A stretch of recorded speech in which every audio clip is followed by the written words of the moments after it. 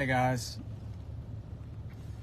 I'll just wait for a few more people to tune into the live and we'll get stuck into it. But as always, this isn't just about my view. Comment your view, comment your thoughts, comment what you thought of tonight, what went wrong, what needs to be fixed, and yeah, we'll get stuck into it. But first of all, I just straight off the bat, so we don't have to talk about it throughout the entire live. The crowd tonight, I don't know what the total was. I don't know how many Saners rocked up, but the booing was ridiculous. Just straight off the bat, just bloody ridiculous. Jason Horne-Francis at times tore us to pieces and was one of Port's best players, and all the crowd was focused on was booing him for something that's not related to Saints fans, instead of worrying about the bloody cheering every hit, every bump. Obviously the boys were a bit down tonight, but half the cheering was for Jason Horne-Francis, and that was it. It's like, why are we wasting our time on something that doesn't involve us?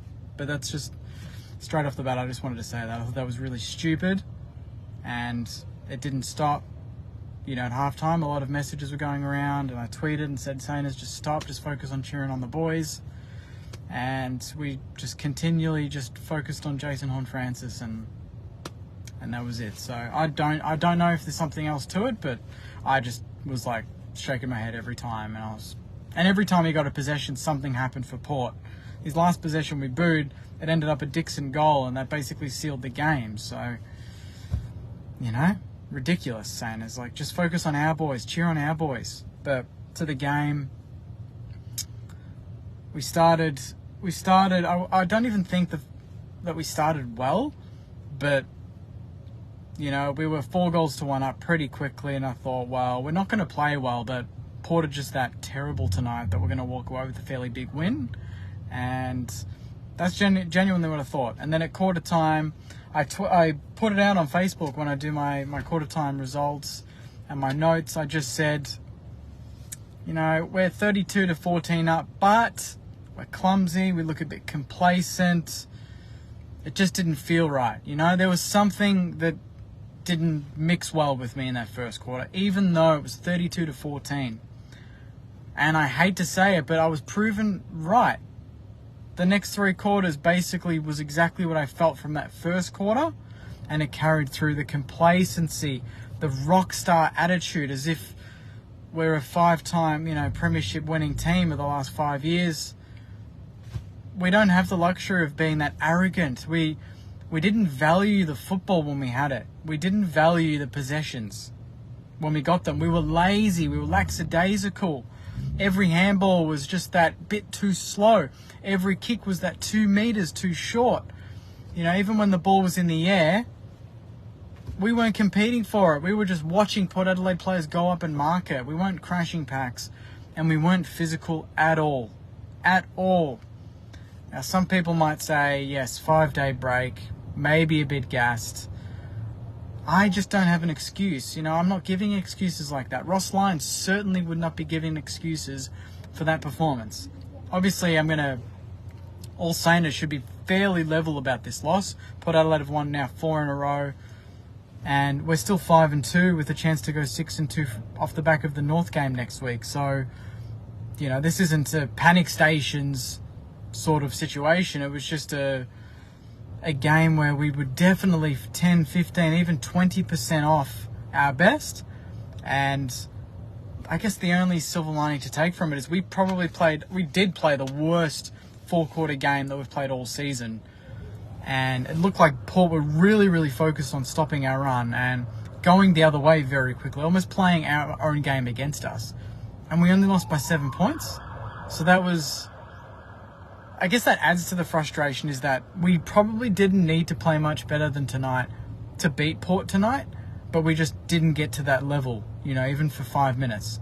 Every time we got within 2 points, they'd instantly reply. Hunter Clark kicks a goal, the crowd gets up, instantly, you know, coach killing goal straight off the back.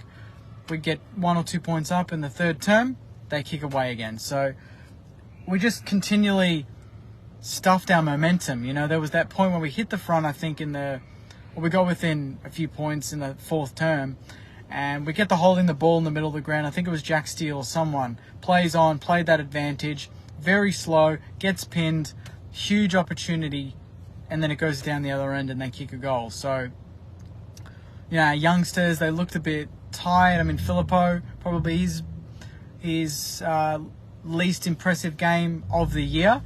And he looked a bit cooked at times. Machito Owen still battled hard and kicked a couple of goals. Our smalls weren't as prolific as they should have been, and as they have been in the last couple of weeks. And Jack Steele, just one of the worst games I've seen from Jack Steele. And obviously he's coming back from a serious injury, and last week he was pretty slow and off the pace again. But tonight I thought he looked even more off the pace. So I don't know if there's still a bit going on there, or we just got to ease him into it. But I just thought Jack Steele, as the captain, just didn't look anywhere near himself tonight. And any chance that we had of winning the game, Jack Steele 11 tackles, but I'm just talking about some of his decision making. His pressure was great. Some of his handballs into no man's land. There was a direct goal off a handball where he just handballed right into the middle of the ground where there was a Port Adelaide player. Didn't even look, just handballed it into no man's land. They turn it around and they kick a goal. But I think the biggest disappointment, guys, from tonight was our delivery inside 50. I think that's without question. No debate there. I don't know how many intercept marks they had, but it seemed like a lot. And it seemed like a lot in the last 5 to 10 minutes when we tried to make something of this game, Like when we got within a couple of points, similar to just conceding the quick goals, this was just as bad. The bombs into the 50, there was no lowering of the eyes, and I think a lot of these fumbles, a lot of those decisions come down to either a bit of fatigue or just weren't willing to work hard enough. And I guess that's what separated us in the last 6 weeks pretty much. Is that we've worked hard. We've outworked other teams. Our two-way running's been elite. Mason Wood's running. Ryan Burns is running. Brad Hill, Nasai, Jack Sinclair. So, you take that away tonight, and we just kind of go back to how we kind of were under Rats. So you lose that sort of key difference in the team, and Port Adelaide exploited that. They kicked into space. Their kicks inside 50, I think, were pretty good tonight. They changed the angles. They isolated Ben Patton, Powell Pepper, and Rioli. Towed him up. Pato, I love Pato.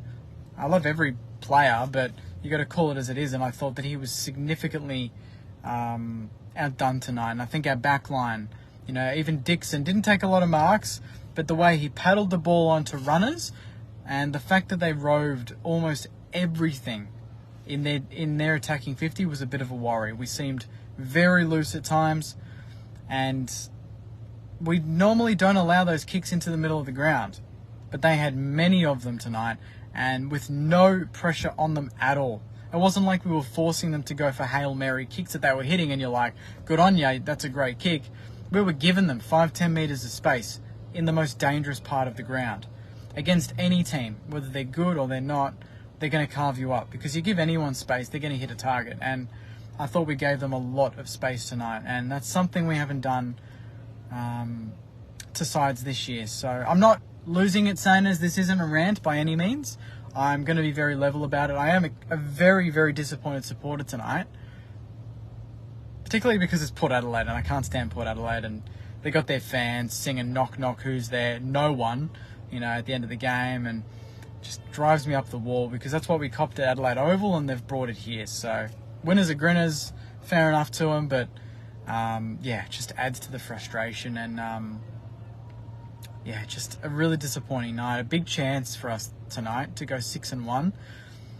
And I called it in my pre-game video. I said this game was almost as big as the last 2 weeks against Collingwood and Carlton, because it was prime time on our home deck against a team that we don't usually beat, a bogey team.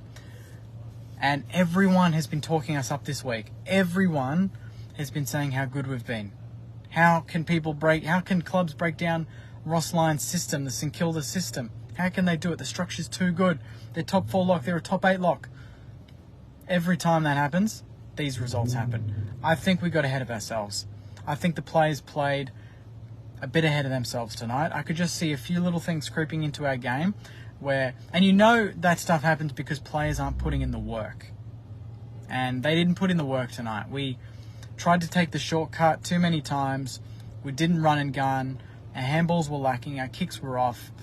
And we got what we deserved in the end. Port Adelaide, I wouldn't say were cleaner, but they were just more physical and they battled harder. And they had a lot of seasoned bodies that just looked like they out-muscled us and out-manned us at times. And that was one of my big worries in my preview video was if they get it in a contest, I think that's going to turn it into a scrap and it's going to suit them. And if we get on the outside, we're gonna hopefully get them. And to be fair, they won the contest hands down. Every centre bounce, every stoppage around the ground, they just looked cleaner, bigger, stronger, and our tackles did not stick tonight. Not for a second. There were a couple that probably should have been pinned on the ball and they weren't, but there were so many broken tackles and it was infectious. One player couldn't land a tackle, the next player couldn't land a tackle. Horn Francis was walking around us. They just looked, seasoned compared to us. So, really disappointed, Saners. Obviously, we can bounce back next week and hopefully we do against North. We'll go 6-2 and that looks better. But it was I thought it was a unique test tonight with sort of the attention on our boys and then obviously coming up against the team that's beaten us 11 of the last 12 times, now 12 of the last 13 times. They continue to be our bogey team. But that's my thoughts, Saners. I'm going to get it and go through some quick comments and then we'll wrap it up in the review. Thank you.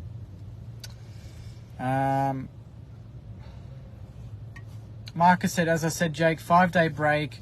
The game plan is now exposed. I will expect more losses like that. I wouldn't get that too pessimistic, mate. Obviously, Ross Lyon's not a coach that has plan A, and that's it. He's a coach that can adapt, and he'll see something tonight that we didn't, and obviously he'll put the boys to work. We've got 9-day break now until the North game. I'm certain that he's already got a lot of notes off the back of tonight. So I can't wait to actually watch his press conference because you can value what Ross has spotted, and he's a very knowledgeable coach, and I think we're in good hands. So this will test us, but I back our coaches to come up with a solution. 5-day break, no legs. That's from Scott. Thoughts on Josh Battle? That's from Gregory. Yeah, it was a tough night for Battle, but it was a tough night for our whole back line. I just think it was, there was moments like, the Cal Wilkie, not 15, play on and holding the ball. Josh Battle kicks, gets it smothered, and then goes over his head, and then Power Pepper walks into an open goal. There were just a couple of really bad errors. And that, the Wilkie one, you don't hear a whistle, then it's play on. But you're just coasting. Even when Tim Membry gets the ball out the back, he's walking into a 50, he's waltzing into the 50. The Port Adelaide player's only half a metre behind him, and he's walking it into the 50 like he's got 100 metres of space. There was no intensity and just no awareness from our boys tonight. Damien says, at the end of the day, we weren't good enough around the ball. I think Wietenhager should have come into the game earlier because we needed more grunt around the ball and more run off it. 5-day break hurt, I reckon. I do agree there. I think Wendy should have come on earlier. I thought he was actually not bad when he came on. So, I think we should have pulled the trigger earlier. He looked cleaner than everyone else. And that might be because of the freshness. He's not playing as much footy as everyone else. 5-day break, but he, again, was a sub last week. So, maybe 5 days does hurt, but I just don't want to use that as an excuse. I still think that if we back ourselves to be one of the fittest, if not the fittest team in the comp, and we had a light sort of week on the track from reports, so I don't think it's much of an excuse, to be honest, and I don't really want to use that as an excuse. Tyler says, we definitely didn't take the game on. It's what cost us in the end, but hey, there is always next week. Exactly right. I think there were moments where we should have gone, and then there were moments when we shouldn't, and we just got it mixed up. We just didn't understand sort of what the flow of the game was tonight, and that hurt us in the end.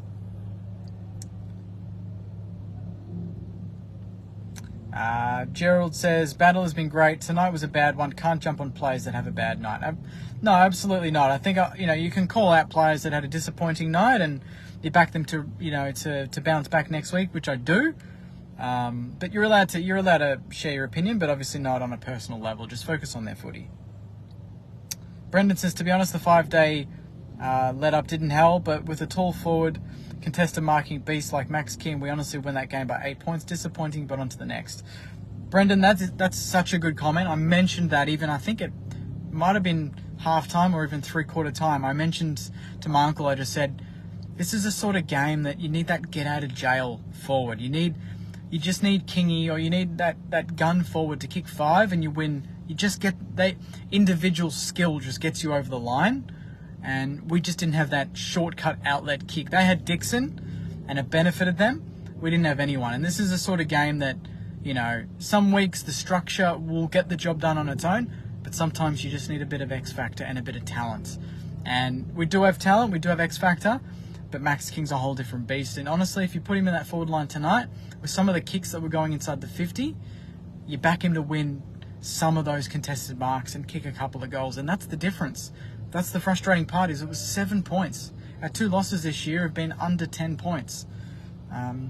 So we're staying in games, even when we're playing poorly, which is a good sign, but it just adds to that little bit of a letdown where it's like 5 minutes of good footy and we win that game and we go 6-1.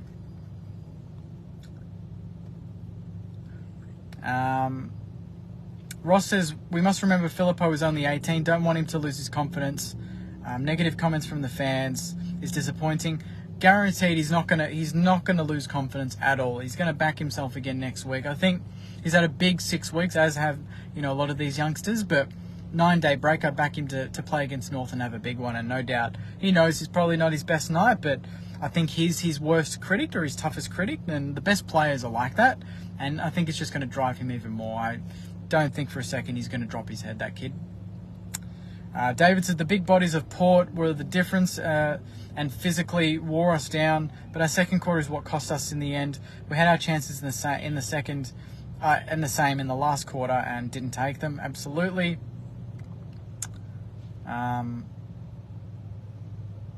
Saints sliding down the ladder. Facts. That's from Mariko. Yeah, mate, good on you. I don't think we're going to drop that far down, to be honest. I think we're still going to be, equal top, unless Collingwood or someone else wins, but I think we're going to be okay. A couple more, and then we might wrap it up. Marshall outstanding tonight. That's from AJ. Marshall's been outstanding all season. He's been a highlight all year. So, congrats to Marshall. He's close to all Australian ruck form at the moment.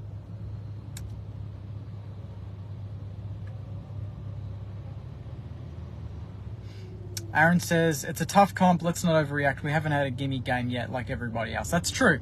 We haven't played any of the bottom 5. So we've had a tough run of it, despite what some people think. And we've matched almost every team we've played. I wouldn't say we were outplayed tonight. I just think we were outworked. Collingwood probably outplayed at times, but we worked our way back into it. Tonight it was execution, and they were just harder to the ball and got to the ball first more than we did. That's the difference in the end. Their execution was nowhere near... it wasn't significantly better. I think our disposal efficiency, most of the game was above them, to be honest. They just kind of made those half chances count. King scheduled for round 9. That's from Adam. Damien says, I agree. It's not an excuse, but it's a good learning curve for us all. Absolutely. Ben says, Port's experience was the difference in the end. The boys will learn from this. Top 8 will be a huge achievement for us. Hayden says, we were rubbish and Port were exceptional and lost by 7. We've lost 2 games by a kick. Plenty still to work towards and be excited for. Absolutely. Absolutely. This is not a review that's going to overreact. We're not going to do that on the channel this week. I'm still very proud of the boys for even giving themselves a chance of winning this game despite not being even close to their best.